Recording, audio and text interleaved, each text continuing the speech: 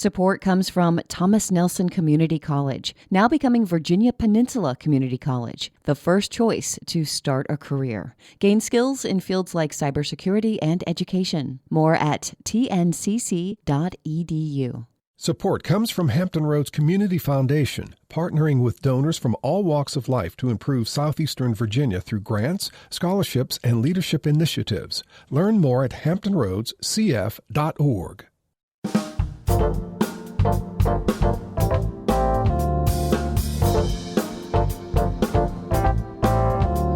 Hello, everyone. I'm Barbara Ham-Lee. So you wake up one morning with a temperature of 101. You have body aches, a headache, congestion. Is it a cold, the flu, upper respiratory infection, COVID? Do you know how to tell the difference? It's cold and flu season again, and we're still in a pandemic.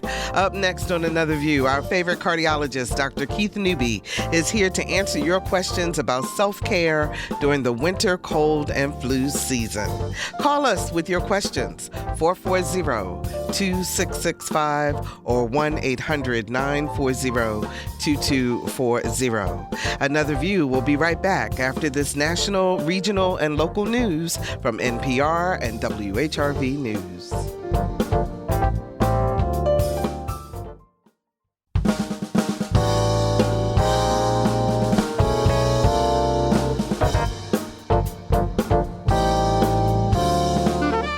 Discussing today's topics from an African-American perspective, this is Another View. Hello, everyone, and welcome to Another View. I'm Barbara Ham-Lee. It's cold, flu, allergy, and COVID season. Do you know the symptoms of each? Is this the time for self-diagnosis? And what should you be doing to boost your immune system right now? Lots of questions, so let's get to Dr. Keith Newby. He's a cardiologist by trade, but he also serves as the medical director for health equity with Sentara. Our favorite cardiologist. How you doing, Dr. Newby? I am doing quite well. How you doing, Barbara? I'm doing great, but I want to talk about something before we get to the difference between colds and flu and COVID and all of that. There's another thing that's really important to our health, and that is voting next Tuesday. Yeah. Now, Saturday, October 30th, this Saturday, folks, is the last day for early in-person voting. So the in-person voting ends at 5 p.m. on Saturday the 30th. And where to go to do in-person voting, go to elections.virginia.gov if you don't know in your city, because each city has different places where you can go to do early voting. If you don't get a chance to do early voting, then November 2nd is Election Day. And that is the day that you need to go to the polls and cast your vote. I position this as it being good for your health, Keith. Why? Well, this is, I think, firstly, some of these prior elections and prior administrations have been a stressful situation to many of us who've seen some things go on that impact your health, because if it's making you more stressed out, that's going to impact on your health negatively. Mm-hmm. Secondly, legislation that addresses health care, you want to make sure that whatever administration is in office, be it either, locally, regionally, statewide, and nationally, impact, how that legislation will pass and how it will impact on you and your health care. If somebody puts in a bill that says, you're going to get free drugs for everybody. I mean, I'm sure you're going to want something like that, because otherwise that's going to stress you out trying to figure out how to pay for a lot of these medications. Mm-hmm. So you want to know what the position of the people who are going to go in office are, so you can see how that may impact your health. So I would say the stress alone, or lack thereof, depending on who's in the office, may impact on your health. And then looking at what legislation they're trying to pass. What do they believe in? You can't make a difference. You can't complain if you're not having a voice. And I deal with that all the time. People telling me, I ain't go vote because it's not going to make a difference. Well, how you know that? You ain't go vote. Exactly. You got to go vote first, and then you can make that kind of statement. But until then, go vote. And then the whole idea of being civically active and caring about what's going to happen, particularly on the local level. I know people get very, very excited about the national level, but what impacts you on a day-to-day basis is what's happening here locally. So please take care of your health and go vote. Yeah, no, can't get more simple than that. Can't get more simple than that. Can't get more simple than that. All right, so let's talk about some good news on the COVID front. Virginia has been ranked 10th in the nation, number 10, for the percentage of its population fully vaccinated against COVID-19 and for the number of shots administered. There are 8.5 million people living in Virginia. Nearly 6 million have been vaccinated. 82% of individuals 18 and older have had at least one shot, and 74% of adults in Virginia are fully vaccinated. So cases, hospitalizations, deaths are all down. So here's the question, Keith. Are we out of the woods? Can we let down our guard? Is it time to party? Well, you already know the answer to that anyway. I mean, you already know the answer to that. No, but I mean, I tell you, that puts us one step closer, though. Yeah. Because a lot of this, and the issue becomes is how do we prevent further disease? And the one thing that I have had so much, I feel, of an argument with people about is people kind of misinterpret vaccines and what their design is. You know, its design is to help prevent you from getting disease and severe disease. That's the whole point of any vaccination is to help prevent. But there's nothing that's 100%. That's like saying, you know, every blood pressure pill you take is going to automatically bring your blood pressure down. That's not the way this works. I mean, you know, it does impact, and it impacts significantly. But people say, oh, you know, I don't want to take this vaccine because I know somebody that's been vaccinated, they got COVID-19. I mean, yeah, that's possible, and it likely may happen because the one thing we don't know is that individual that may have contracted COVID, what about their health may have put them at higher risk? As an example, you know, one of the things we talk about, and I can't remember if we've talked about this, Barbara, on the show before, but the difference between third shots and booster shots. There is a difference. Okay, what's the difference? Okay, so third shot, meaning that it's the same amount of material in the vaccine, or the same dosage.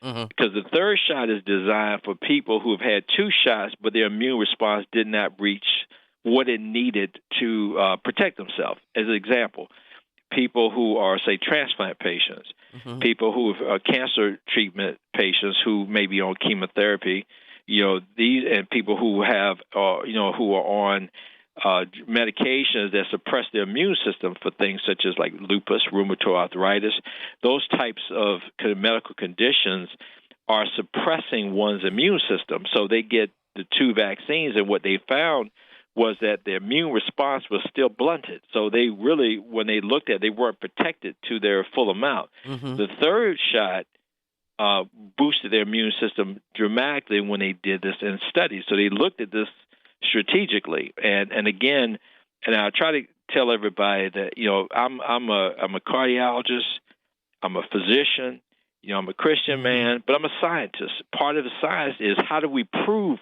that these things work? You know, so you have to look at the immune response at baseline and after a certain amount of time after vaccines are given to look at whether or not that person has built enough of an army up to fight the army of COVID-19. Keith, is that what happened to Colin Powell? Because he had blood cancer. Yeah, he had multiple myeloma, so he was already on medications to try to fight that. So he was already immunocompromised, and he hadn't got his third shot yet. You know, he was prepared to get it, but hadn't received it as of yet. So you look at, because that's the first, you know, person. I mean, the first individual that came up when people are starting to debate this point, and they'll say, you know, well, you know, Colin Powell got vaccinated and he still passed away. But and that's my retort, as I say, well, listen, understand, there's nothing 100% on anything we do in life. I wish it was. Yeah. I mean, I wish it was. But when you compare, you know, not doing anything versus doing the right thing as it relates to being vaccinated, you know, then you're looking at reducing your risk significantly, not partially, not some, but significantly reducing your risk to get disease. But those little caveats, like the disease he had, which was a blood cancer, you know, that's going to, because of the medications he was taking for that, that does suppress your immune system. Got you. So the third shot is a full dosage, Right. just like the two shots that when we say you're fully vaccinated. Right, Now, exactly. the booster shot, is it, because I was at an event this week and someone was mentioning that it was half the amount of the dosage. Is that right? Yeah. Now, for Pfizer, I believe it's full dose for them, but for Moderna, I know it's half. I don't remember seeing the Pfizer dose was reduced. I believe theirs were the same amount of the vaccine. I don't quote me on that just yet because I know we do Moderna in the office. That's how I know it's half. Mm-hmm. And I tell you, the delivery model is different. The vaccine itself is still an mRNA vaccine, but the delivery of it is why Moderna has a little bit better data behind it than Pfizer. Pfizer is a little less of the actual vaccine. So you talk about the amount of the actual messenger RNA was a little less with the Pfizer than it was with Moderna. So that's why a lot of people may say they felt like a little bit more of a enhanced immune response that they took the Moderna vaccine because it was a little bit more potent dose that you were getting, which is why their profile looked a little better when you compare the two. You know, who was better protected long term. Pfizer was dropping off after 4 months, but Moderna was pretty strong still at 6. However, they know at that time things are starting to drop off a little bit. Now, what we're trying to do, and the reason why it's so important to get everybody vaccinated is because when you look at pound for pound, how do you prevent transmission? The masks help, the vaccinations help, because if you have think about just the rolling the dice. If you have 10 people in the room and you have one person that has COVID-19 and the other 10, say the other 9 people had never been vaccinated, and you take another 10 people, one of which had COVID-19, the other 9 were fully vaccinated, I guarantee you how many people in that second group will end up getting COVID-19 if they're all in the same room versus the 10 who are in the room who the 9 never been vaccinated and 1 had COVID. I guarantee you there's going to be a vast difference between the two. So if that is the case, what is the best way then to protect yourself and to prevent further spread is that the majority of people, if not all, I mean, you want everyone being vaccinated, you know, and I keep telling people the vaccine is not the enemy of the people. I'm tired of people saying that. It's the nonsensical stuff I keep hearing, that makes it sound like this vaccine is so problematic. I mean, I've had all 3 personally. My wife's had all 3. My kids have been fully vaccinated. My mom, who's 91, has been fully vaccinated. Her sister, 93, has been fully vaccinated. My brother, my sister, my aunts, my uncles, everybody in my family has been vaccinated.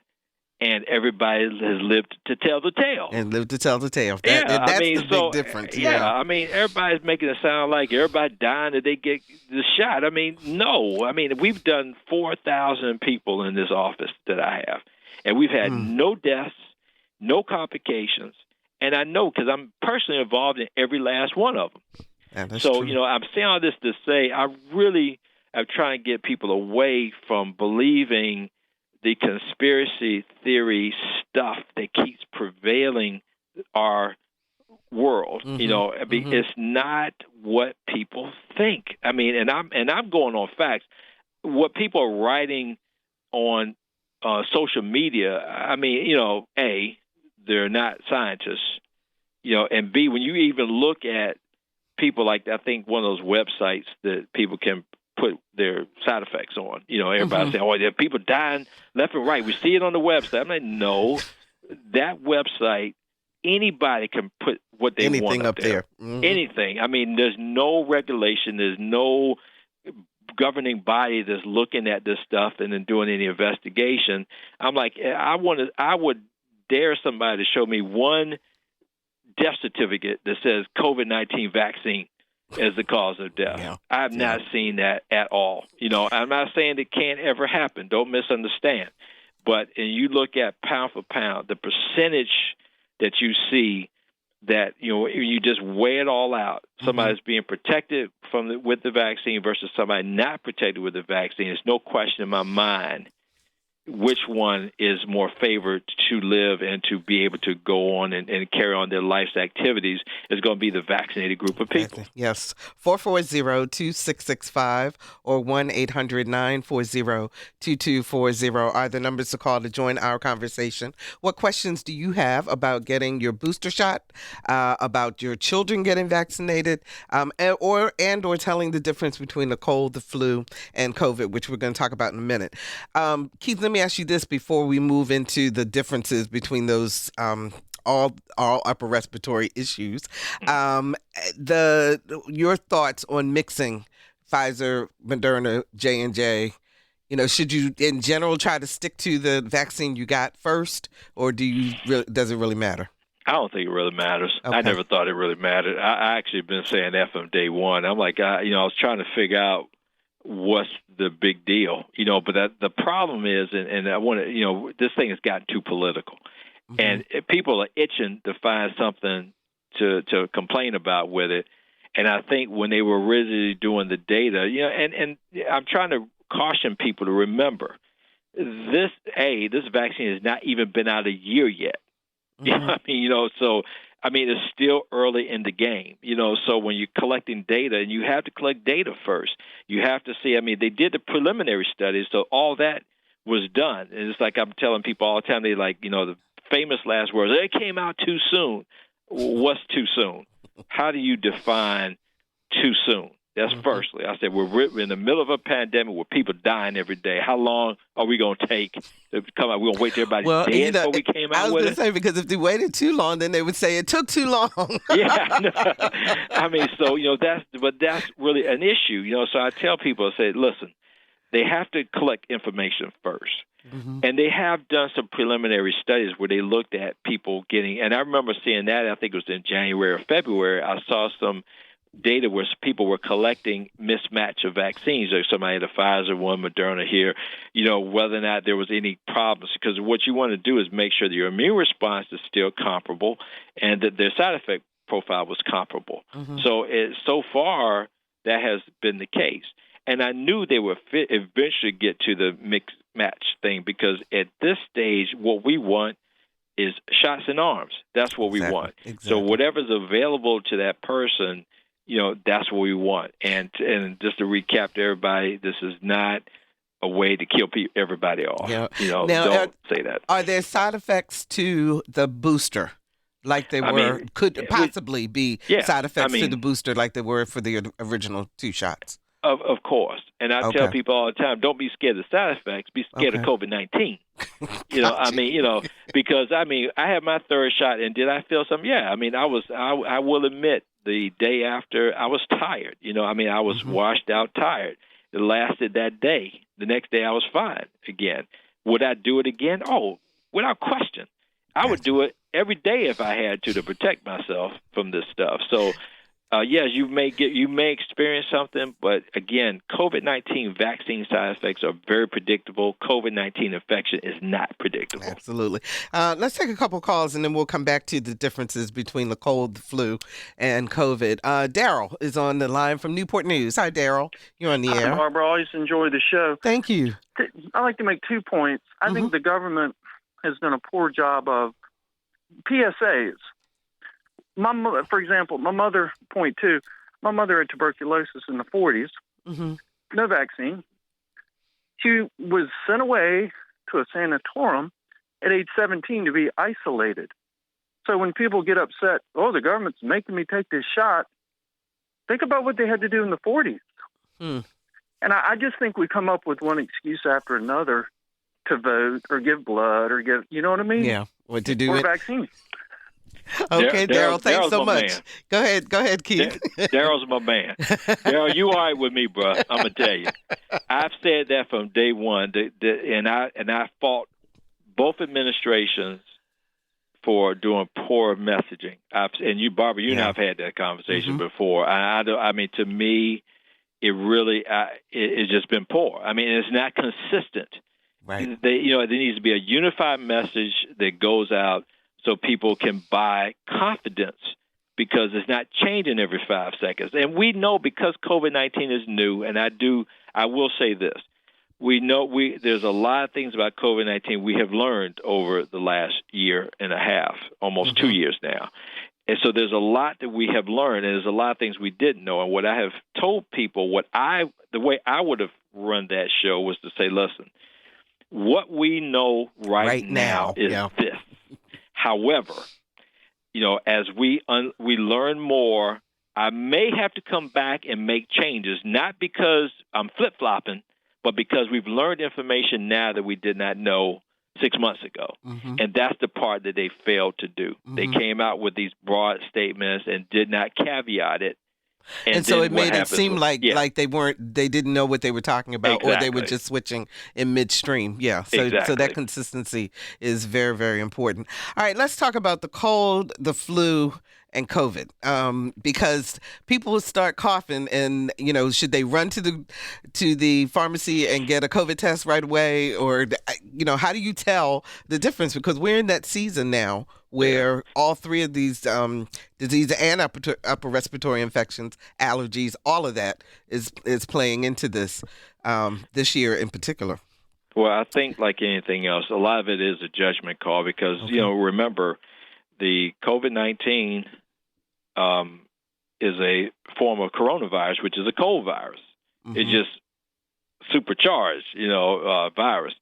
Regular flu, cold. I mean, firstly, you always look up symptoms and make sure you understand that piece. Secondly, if you've been vaccinated, you're less likely to have COVID-19. Doesn't mean you don't know. Would I run out and get a test every time I get a sniffle? No, because I got allergy problems and I know, but that's why I made sure I had all my shots.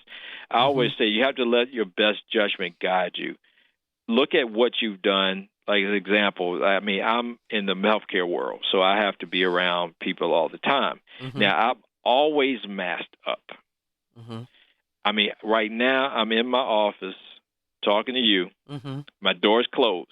I don't have a mask on right this second because I'm in my room with my door closed. And you're by yourself. And I'm by myself. Yeah. And I have negative ventilation in my room. I suck out any germs that's sitting in here. So for me, I know what it takes to make sure I'm always protected. I never go anywhere without protective mask on. Ever. I mean, because I'm too paranoid to do that. So you have to look at your lifestyle, the things you've done that helps guide you. If you know somebody has been exposed to COVID-19 and you're around them, you got potential. You do. So you have to be very mindful of your surroundings. And if you're one of these super trusting people that, they're okay, and I've known them for 30 years, and that got nothing to do with you having COVID-19. Right, because you may have it and not know it. Exactly. So, but you have to look at some of the basics. Like example, if you lost taste or sense of smell, we know that's been a characteristic of, a sign of COVID-19. So if you have that, then yes, I would test regardless of your vaccination state, because you can still catch COVID-19. You're just less likely had you been vaccinated. Now, just regular cold type stuff, I would not run to get tested, but I'm always, when I am around anybody else, I have my mask on. So I'm going to make sure I protect somebody else. It's funny because I watch people's reactions and quite frankly, my own reaction if you're out in public and somebody sneezes or starts coughing. I mean, it's just a natural reaction to think, oh my goodness, right? I know. But that doesn't necessarily. We're trying to get people not to panic, right? Listen. This was last year sometime. This is before the vaccine came out. I was at a Harris Teeter with my daughter. We were both masked up, of course. We were in an aisle getting something. I forget, some salad dressing or something. So we're like maybe 6 people. Everybody had their shopping carts. So some guy was in the middle of the he started coughing and did a sneeze. I'm gonna tell you, I've never seen that many people scatter before in my life. And I was one of them too. The guy was like, "I don't have COVID." I said, "I don't care, bro. We're out." And I saw that to say, and he said that, but he doesn't know whether he has COVID or not. Yeah. He can know he may have just had allergy issues. But the thing I'm trying to tell people, the mask, if you think about what the mask design is, the mask is designed so that when you cough or sneeze, those germs stay right there. They're not spreading out. Mm-hmm. You wearing a mask doesn't protect the other person. I mean, doesn't protect you. The other person wearing a mask protects you. Mm-hmm. You wearing a mask protects somebody else. Because, again, if somebody coughs viral particles in the air, and it's all spread all in the room, I mean, regardless of your mask status, you could potentially, breathe that stuff in, potentially. And potentially, depending on how much of a viral load you get, could cause infection. So that's why we really push on the vaccine, because that's going to, A, help protect you. Mm-hmm. B, it helps protect those around you, because if you were to get it and you're wearing a mask, of course, it may be that your ability to spread it may be less compared to somebody else, because your actual viral loads may not be as high, although you may still have it. And that's kind of why, because think about it from an Army perspective, and that's been my new analogy. And I've had people that say, "Oh, I'm already healthy. I take all this vitamin C, all this other stuff." I mean, somebody told me yesterday somebody's going to these health places and getting IV infusions of vitamin C, and I'm like, what is that supposed to do? I mean, that's not going to, because when you talk about boost, and you mentioned earlier about boosting your immune system. Yeah, I mean, you can't boost it. What you can do is have it at its maximal working order. But you can't make it work harder or stronger than it's going to work. I mean, and there's how do you measure that? You can't measure that. So all you can do is be your healthiest you, to deal with that. But if you're thinking about, that aspect of everybody being vaccinated, what does that do? It just helps to make sure, A, that, you're protecting yourself, because that army you want to build, I don't care how healthy you are. If you're an army of one fighting an army of 1,000, I don't care how strong you are. I don't care how built you are. I don't care how much vitamin C you had. I don't care how much vitamin D or whatever you're taking. That's not going to help you if you're one fighting an army of 1,000. Mm-hmm. And that's where the vaccine helps to build that army. So maybe your army may be 10,000, and you can kick their tail. But you can't do that, if you're an army of one. Exactly. And if you're not vaccinated. If you're just joining us, we're answering your questions about the cold, flu, and COVID season with cardiologist and medical director for health equity with Sentara, Dr. Keith Newby. 440-2665 or 1-800-940-2240. Keith, we got a Facebook question. A gentleman named Kevin wants to know if you should wait to get your flu shot. He once got it in September and caught the flu in May, and the doctor told him it had worn off. Wants to know if Dr. Newby can advise waiting until later in the season to get it, or should you know now? Well, he said he got the flu when? He said he got the flu in May. He got the shot in September. We're talking about this September here, right? Or last September? Must have been last September, since he caught the flu in May. So okay. So I would say that I would get it, because this is the thing what people need to understand about the flu stuff. Okay, is the flu vaccine? The way that works is the flu vaccine it's like they find the predominant flu strain for that year, that as best they can tell. And the vaccine is designed to fight that one flu strain. So they find the predominant one, and that's what they're protecting you against. So, I try to get people to understand. They may say, well, I took this vaccine and got the flu, the next week or 2 weeks later. It didn't do anything. That's not true. It may have been the flu bug you caught may not be the predominant strain that the vaccine was fighting against. So that's firstly. Second thing is, from a timing perspective, I would go ahead and get it now. Now, in terms of COVID vaccine and flu, separation of church and state, the way I would do it personally, and I know, and I've heard of some pharmacies that's like hitting you up with everything at one time. Personally, I don't agree with that, and I'll tell you why. So you're saying don't get the vaccine for COVID and the flu shot at the same time. I wouldn't do that, and I'll tell you why. Firstly, because, say you do, the rare times you may react to a vaccine. Mm-hmm. Which one did you react to? You ain't going to know. So that means you got to say you reacted to both because you don't know. And I wouldn't do it. I would separate them 2 weeks apart. That's 2 weeks kind apart. of standard. Yeah. Okay. Standard is because that gives your body a chance. And plus, I don't, and I don't know this, but I'm asking myself this medically. If you hit yourself with 2 vaccines, will your immune response work just as good on both, or will you get like a blunted response because you're working overdrive on 2 different things at the same time? I don't know that that's a factual case, but I more would go do it based on the fact that you won't know what you're reacting to, personally, because that makes more sense to me. But I do kind of question whether or not there would be an issue of you're hitting yourself up with 2 vaccines at the same time. Will your immune response react to both things as strong as if you separated them out? Okay, so 2 weeks in between. Our phone lines are lit up, so I'm going to take a couple of calls here. Ben joins us from Portsmouth. Hi, Ben. You're on the air. Hey, Barbara. Hi. I had both Pfizer shots. I had the breakthrough virus. Within 2 days, I was in the emergency room. Within another day and a half, I was in ICU. I was in there for 5 days, got out, still can't breathe, got double pneumonia. My question is, when can I get a booster? Because I don't want this anymore. I don't want to catch it again. Yeah, I'm with you. Wow. Let me ask you this question. How long ago was that? I've been back to work for 2 weeks. I've been out of work for 6 weeks. Okay, so you just had this. Yeah, I still have breathing problems. I have to go to my cardiologist. I'm getting ready to do a stress test because I was put into AFib from this.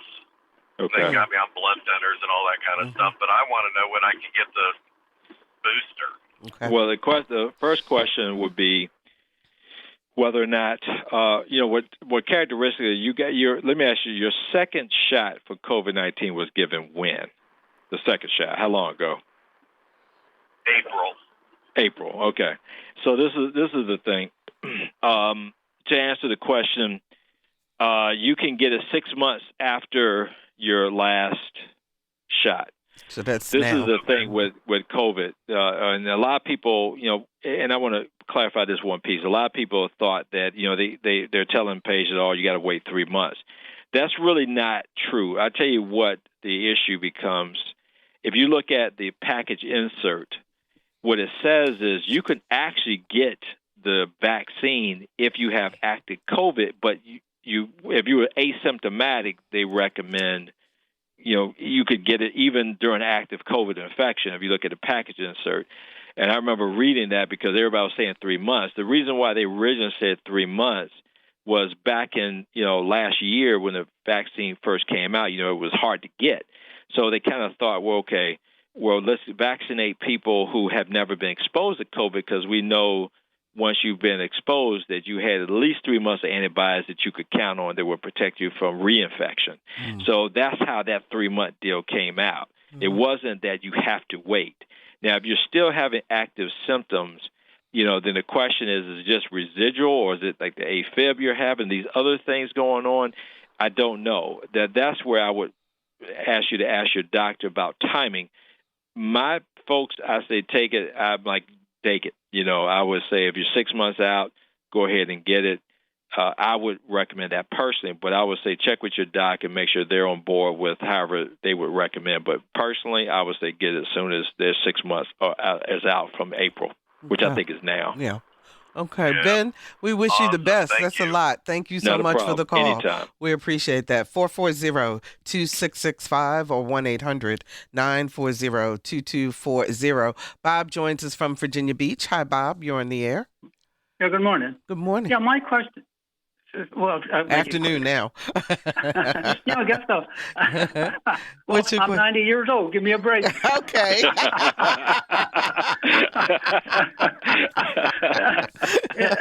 I hear you. And that has to do with my question. If I get COVID, I'd be pretty close to doing a colon tau. But I'm wondering if those monoclonal, and I may not pronounce it, monoclonal antibodies are available in the Sentara hospitals here in Hampton Road. The answer to the question, yes. Now, monoclonal antibodies are designed to be given in a person who has active COVID who is like minimal to modestly symptomatic. It's not designed for people with severe diseases. It's not designed to prevent COVID infection. So, but the problem is the availability of those monoclonal antibodies is the problem. And it's not that Sentara doesn't want to have it. It's just it's hard to get. I mean, they're not really. It's almost like how the vaccine was back in December of last year. You could get it kind of, sort of, but it wasn't readily available to everyone who needed it. But it's the patient selection process that you have to be aware of. It's only designed, again, not to prevent disease, but to help people who have mild to moderate symptoms, who have active COVID, and is designed to help kind of shorten the course of your infection. Okay. Yes, I understood that, and I just want to know if it was. I have not heard anyone talk about it in the Hampton Roads area, and so I just thought I'd ask you if it's available. But you say it's kind of spasmodic. It's like it's available, but kind of sporadically. Just because the pharmaceutical companies, the distribution is the problem. Okay. All right. Thanks, Bob, for listening, and thanks for calling. We appreciate it. 440-2665, 1-800-940-2240. Corel is joining us from Virginia Beach. Hi, guys. Thanks for taking my call. Uh-huh. Hey, so I was calling in reference to all of the coronavirus mandates that we're having, especially, how it's becoming a required thing, and we're having such a shortage of labor, and how, traumatic that is for our economic system. And also regarding, I've had several family members, including myself, who may or may not have been vaccinated, and we'll talk about the ones who have not, and they've survived. We've all made it through. And just talking about people who have had it, and how they're still required to get a vaccine for something they've already had. Well, the issue is that as we know it right now, the protective, your antibodies will only last for so long, from active COVID. Look at it like, say you were a fighter, and you were tip-top shape, and you had a big fight that you fought, and you won, but yet you don't spar any for the next year.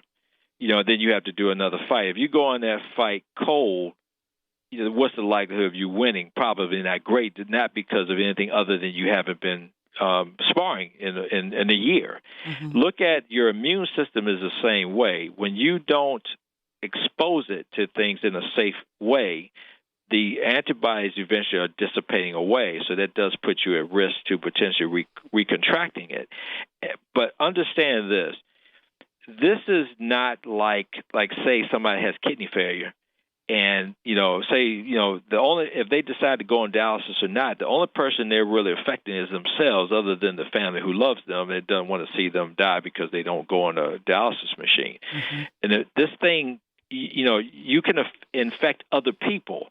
And if you think about it, the vaccine is not just for you, but for the people you're around. So if you're in the workplace in close corners, even if you're wearing a mask, the potential is still there that you could contract COVID and give it to other people at the workplace, which is what's happening currently. And that's why a lot of these mandates are coming out now. It's not, I think people are misinterpreting the reason why. The mandate's not to be mean to people.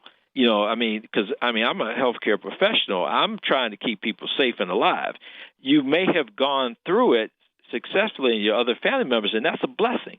But think about the people who have not successfully gone through it. And that's the people we're trying to target, are those people who may have, a blunted immune response. And say if you're at work and you chose not to become vaccinated and you caught COVID and gave it to somebody with an already suppressed immune system, suppose they went on to die. Would you be okay with that? So understand it's not that I think that anybody, government or workplaces, are trying to do it to be mean. That's not the point.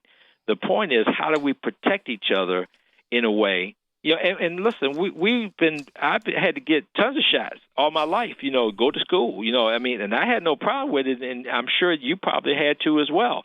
What makes this really that much different from any other vaccine that we've gotten over the years to protect ourselves and the people around us? We did it because that was a requirement, and we did it because that's what we had to do. Okay, thanks for calling, Corral. We appreciate the phone call. Let's go to Quentin in Norfolk. Hi, Quentin. You're on the air. Yes. My question is about my daughter, who's 37, and she gets allergy shots once a week. She's been doing it for over a year. And she's also had her gallbladder removed. And she adamant about not getting the shots for COVID. And she says because she's had these conditions, and then her kids, 14 and 10, she really don't want them to get it. What the girl has had MRSA once, and she claims that that's why she doesn't want her to get it. But I'm thinking somebody have to do something, Yeah, well, I would tell you, man, just between you and I and everybody listening, she's the main one that needs it. Because she has these other conditions. Because think about it, and again, this is why people like Colin Powell and other people who may have gone on to die, they had a suppressed immune response in the immune system. These other medical conditions take this toll on your body. So if you get COVID on top of that, hence, this is why we're having people die. And the fact that your daughter's 37 is not going to put her out of harm's way. I've had a couple of people in their late 30s died COVID across the street at Norfolk General, who had, some of them had very few medical problems. It's a crapshoot, and why take that kind of risk, and if she's trying to protect her kids, telling them not to get vaccinated, not protecting them, she's got to understand why she's so anti this vaccine. And people have to really start answering that question. Don't believe the conspiracy stuff. Look at the science behind it. Why create, I don't know. I hear people keep saying, like, it's the government's way of killing people. Go out and shoot them. That's faster and easier. Why are you going to create a vaccine to kill somebody if that's really the ultimate goal? If the ultimate goal is to kill people, then go shoot them. That's going to be a faster, more effective, and it's going to be less problematic. So I'm trying to get people away from that thought process. That's not what this is. I've seen the data. I've seen the science. I know what is done. I understand the dynamics of the vaccine and how it works and what it does. And I really want people to really rethink this, get away from the conspiracy theory, and look at what it's designed to do and the effectiveness if you look at other people in the world who've been vaccinated and look at the people around you that have been vaccinated. Are they having any major problems? Keith, let me ask you a question. If you had a child who was between the age of 5 and 11, would you get them vaccinated? Once those kids' vaccinations come out next week? Yeah. Oh, no question. Okay. Because this is the thing. The kids are less likely to get infection. That's clear. No question about that, but they still do. Mm-hmm. And I'm on a couple of boards here in the city where I've seen the younger kids getting it, and then it spreads through the school. So you got to ask yourself, and then think about it. Those kids go home. So if they get COVID at school and they go home and give it to their parents, so that's the issue. Again, the vaccine is to protect the kids and whatever fat person is getting it, but it's also designed to protect the people you live with. Because suppose that person, that kid, that 5-year-old gets it and brings it home with them, and then spreads it throughout the whole household. Because the parents decide they ain't want to get vaccinated, and Joe Blow down the street didn't want to get vaccinated. Everybody around the house, you're chilling, having a drink, and next thing you know, COVID everywhere. Why take that risk? Absolutely. Let's talk to Rebecca in Gloucester. Hi, Rebecca. You're in the air. Hi. Hi. Yes, ma'am. I have a I have a mother who turns 93 next year, and we've both been vaccinated. My mom's had her booster, and she was recently hospitalized for hernia surgery, so she's still recovering from that. And I have an anti-vax sibling who's coming for her birthday, and it's already we've already discussed the fact that she is not coming inside the house. However, she's talked to my mom about going out for dinner and things like that.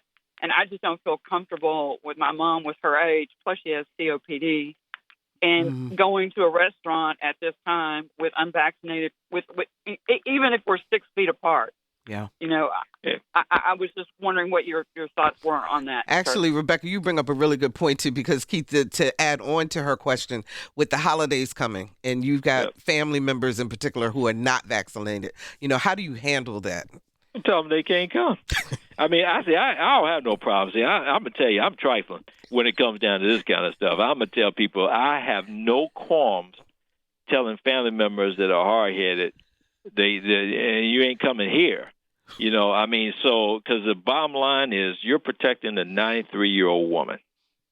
And I had a patient who almost identical scenario when the COVID first came into play, who had and when Governor Northam said, listen, these are our mandates, no gatherings, no this, no that. And I think that happened like in March. So come April, we had a patient that came in the hospital, and she was in her late 80s, who had, and again, we still were trying to understand all this stuff, but she ended up having COVID and died. We ended up finding out when we actually tested her and she was positive that they had a birthday party for her a couple of weeks prior, even though the mandate came out that we shouldn't be gathering because they said, it was grandma's 88th birthday and we didn't want to, and she wanted to have it. And four of the people that came to that party had COVID, active COVID, when they went there. So the thing is, no. I mean, I'm like, listen, I know that may create a rift within your family, and I can't advise you that. If you ask me what I would do, and no question, I'm like, you ain't coming over here. You get vaccinated 2 weeks later, you feel free. You're not taking her anywhere because I'm trying to make sure I watch out for her best interest. Yeah, and then, so you would advise not taking her out to dinner? Oh, no. Also? No, not with, now, if she's going to be with vaccinated people, but the problem is you don't know in most restaurants who's vaccinated and who's not. Yeah. So that's, to me, as somebody in her tender age, I would be really cautious with that. Okay. Now, if you had a restaurant where they said you had to pull out your vaccination card to get in, that's different, but most places are not going to do that. Got you. I'm going to try to get one more call in. I think we have enough time to do that. Kyle joins us from Portsmouth. Kyle, we got a little bit of time, so let's make your question quick. Kyle? My question, yes, hi. My question is, we've had vaccine mandates in the past. We've had vaccines before. What makes this so different, and why is it so divisive? I'm young, so I need a perspective. Okay. Thank you, Kyle. It's political. It became political, and that's the unfortunate reality. And to me, politicians don't know anything about health care. They don't. So why get involved in something you know nothing about? And I'm telling all these radio hosts, I love you, Barbara, so it ain't you. But I've seen some other radio hosts that are more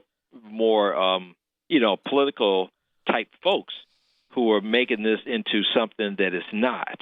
And to me, I'm like, if you're not in that profession, that's like me talking about, I love driving cars, but I don't know how to fix one, and I'm not going to talk about cars other than to what I know, which is, do I like driving it or not? But I'm not going to speak with authority about something that I don't know anything about. So unfortunately, it became politicized. But what I would advise people to do is look to websites and places that are reputable. As example, like Johns Hopkins, UNC Chapel Hill, Harvard, Duke. A lot of these places that have public health departments or divisions that they have no political kind of motivations to do anything. They're just providing good information. Mayo Clinic, Cleveland Clinic, all those places that are, that all they want to do is provide the right information. Those are the places that you want to go to. And I like the CDC, and I think their stuff is generally okay. It's just sometimes, it can be a little, their stuff has been pretty good recent in terms of I felt comfortable with the recommendations and things they've done so far, especially over the last year. You know what, Keith, let me ask you this too, and this actually comes from our producer. So we do know that there are a few doctors, MDs out there who speak out against the vaccine and so forth. What, from a professional perspective, what do you say to your professional colleagues who do that? I have gone toe-to-toe with a couple, and we have gotten into debates, and unfortunately, so I lost one recently who hadn't been vaccinated that, caught COVID and passed away. What I would say is this: follow the science, and you don't, you always, and I tell people all the time, you always check with multiple sites, multiple people. Look at, when you're reviewing things, you talk to a doc, you look at, find out if they say don't do it, find out why they're saying that. Well, why is everybody else saying A, but you're saying B? And you want to query people, because doctors, we could be a little crazy too, depending on the individual. We can be, or I shouldn't say crazy, but just we can be, we can have a position. And there's nothing wrong with the position, but to me as a healthcare provider, my job is to take my personal feelings out of it and go for what's in the best interest of the patient. And their well-being, regardless of what I may think personally. What does the science say? What does the data say? That's where you can find your differences between. If somebody goes to some like right-wing site or some predominantly left-wing site, and I'm trying to keep it, kind of global, and that's where they're going for their information, I'm not going to trust that individual, because I'm like, you're not even going to a medical site. You're looking at a site that, that's inciting wrong information or information that's not acceptable in the medical community. So look at that piece. Yeah, because the key is to keep it as a medical issue, not a political issue. Exactly. Okay, we got about 30 seconds. Encourage people to also get their preventative care. Definitely. I mean, from everything from, prostate exams, the colon tests, this is the time that if you're trying to be healthy, if you're trying to make sure you protect yourself and your loved ones, the more you catch stuff early, that's going to put you at low risk if you were to ever contract COVID for complications. So please, everybody, get your vaccine. Don't follow the nonsense. Follow the science. Absolutely. Dr. Newby, we won't hear from you again until January because of the holidays. I'm hurt. I say, Barbara, you don't love me anymore. We do love you. But we want to wish you a very wonderful Thanksgiving and a Merry Christmas and a Happy New Year. And if something comes up in between, we will call you. Well, and you all do the same. You and Lisa, your producer, my best friend. Absolutely.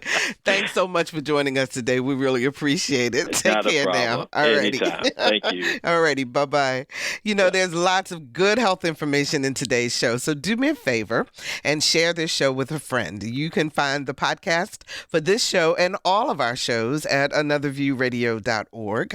And while you're there, please sign up for our eView newsletter. It's a once-a-week reminder of upcoming shows. We're on Facebook, and I'm on Twitter at Barbara Ham Lee. Now, all 3 vaccines for COVID have been approved for booster shots. So be sure to get your booster and also get a flu shot. If you haven't gotten your first shot, what are you waiting for? The holidays are fast approaching. Don't you want to be with family and friends in a very safe environment? Then do your part. Get vaccinated.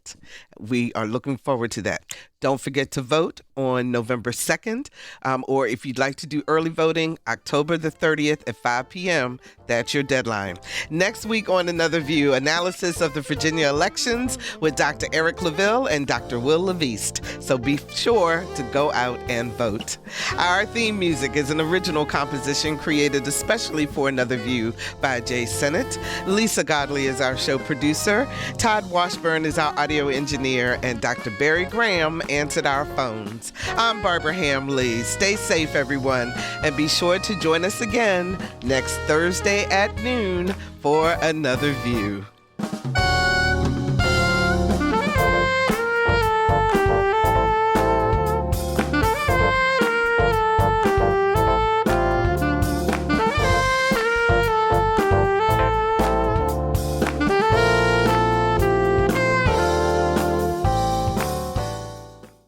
Support comes from Thomas Nelson Community College, now becoming Virginia Peninsula Community College, the first choice, whether starting your bachelor's degree or advancing your career.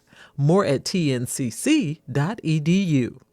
Support comes from Hampton Roads Community Foundation, carrying out your charitable wishes forever, whether it's helping shelter animals, feeding the homeless, enhancing the arts, or supporting students. Learn more at leaveabequest.org.